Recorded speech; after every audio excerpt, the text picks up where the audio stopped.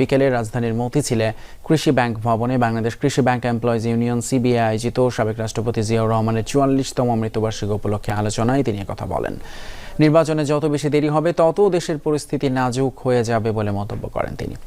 অনুষ্ঠানে কৃষি ব্যাংকের সিবিএ সভাপতি ফয়েজ উদ্দিন আহমেদ বলেন, জিয়াউর রহমান যে শেখ হাসিনাকে দেশে ফিরিয়ে এনে রাজনীতির সুযোগ করে দিয়েছিলেন, সেই শেখ হাসিনাই বিএনপির সাথে প্রতারণা করেছে।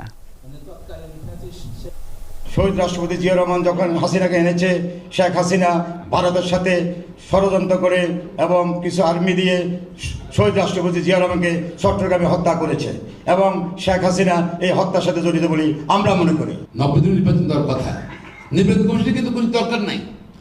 শুধু একটা নির্বাচনেই নির্বাচন কমিশন কারো বছর আলাপ করার দরকার নেই।